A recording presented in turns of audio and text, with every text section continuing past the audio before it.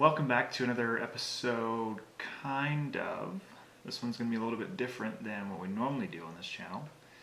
Calling this Best Bits. And these are the best bits from the road trip that we took a few weeks ago. If you watched last week's video, then you'll know that I did kind of a retake, if you will. All of these things are from take one. So this is road conditions, winter weather we saw, funny things we said, and just general road trippiness.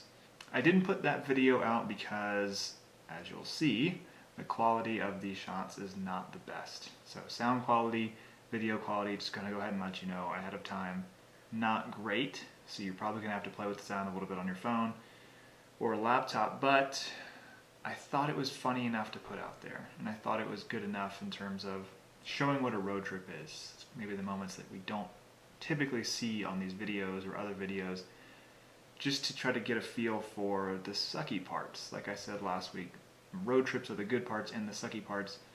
A lot of what you're going to see here is our reaction to the sucky parts. So, without further ado, let's get into it. We are about an hour to 2 hours ahead of a historic storm, which, you know, I wouldn't have it any other way. We're talking negative 60-degree temperatures in some part of the some part of the country. Areas don't right. Some areas of the country. So this thing is the real deal. We're trying to outrace the wind, the cold, possible snow, and we are going across the windiest, flattest place in the country, Kansas. So we'll keep you updated if that becomes an issue. Otherwise, hopefully we won't have to say too much about it.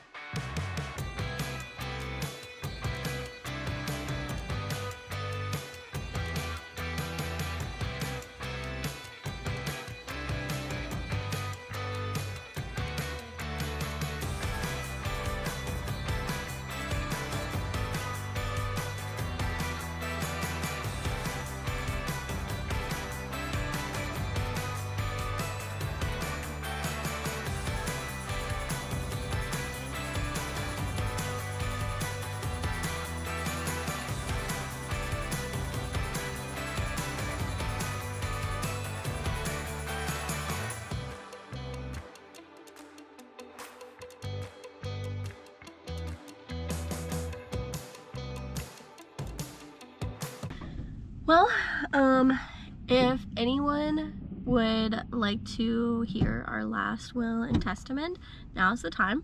The wind chill is like negative 20. I'm doing one of your YouTube things. Okay. We had to take turns scraping the ice off the car. It has refrozen onto parts of the windshield. Not the parts that are important. If someone asked you, would you rather drive through Kansas or jump into an active volcano? All I'm saying is just sleep on it. Just think about it. Don't make a rash decision. I think I may have been too hard on Kansas, first and foremost. Kansas, I'm not going to apologize. But, you know what? You're better than Iowa. I think I can leave it at that. This is probably the best comeback I've ever seen in my life. That guy went off the road at 60 miles an hour. I assumed he flipped because I lost him in the mirror. Nope. Just took a few hard lefts and rights and lefts again, dug up the dirt, came back on the road. 3 minutes later, passed us. Comeback story of the year for that guy, and just nerves of steel.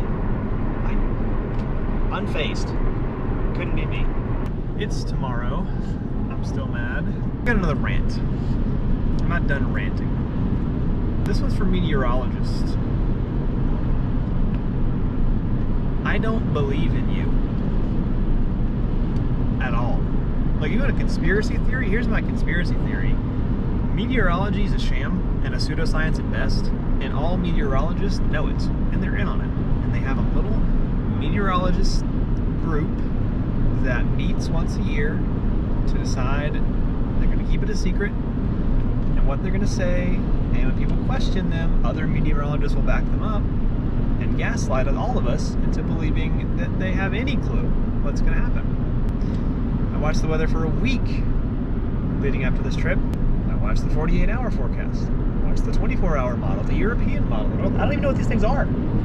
I watched all the models. They all said the same thing.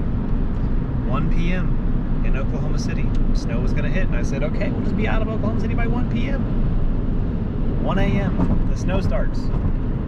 Snow's right on through till about 30 minutes ago when we were driving. Until we hit the Arkansas border. Yeah, it's been a nightmare, in case you haven't noticed. I mean, the wind is gusting 40. We were literally like pushed out of our lane at points, and it's hard because you can't overcorrect because there's ice on the road, potentially. But what's the hardest for me is seeing all the cars on the side of the road. I mean, Kat described it as an elephant graveyard of 18-wheelers. I think we saw 8, 9, maybe 10 18-wheelers off the road in various states of debacle. Cars rolled in the woods, down in the ditch, past probably 15, 16 cars. It's cop lights every 30 miles for another accident. The worst part is the rain freezing to the windshield and windshield wipers. There's nothing you can do because the windshield wipers are also ice if they're even not stuck on the window. Yeah, this has been just as bad as you would think driving through a blizzard would be. I guess that's what it is when you attempt half of a cross-country road trip on the shortest day of the year in the winter solstice, trying to outrun a polar vortex storm of the century. Maybe we bit off a little more than we can chew. Or maybe there is a meteorologist conspiracy working against us and us alone. That one. I say the latter. You thought I was done ranting? I'm not. But first, I am incredibly thankful for the rain. You can hear the windshield wipers, and I don't care. I don't care that you can hear them in the video, because I've lost the plot. It's just nice to be able to not be in the snow, or the wind, or any other level of hell. Can we talk about this for a second? I would be way more likely to believe in hell if it was cold. But you telling me sitting in an eternity of minus 20 wouldn't be worse? That sounds way worse. My next rant in a long succession of rants, I don't know if you guys were aware.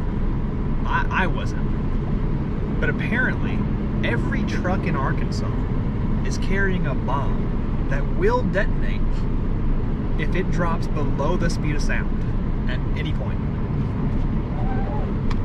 We have been passed by every car in the state at least Mach 2. I've forgotten why I started this video. I've forgotten what I wanted to say about road trips. Just rant central right now. Today's drive was 9.5. It took us 14. Tomorrow's is 10.5. I think just 10. 10? Yep, 10. 10? And then we just cross, multiply, divide, solve for x. 27? 27 hours tomorrow? Yep. Poppy says 27 hours tomorrow. See you then.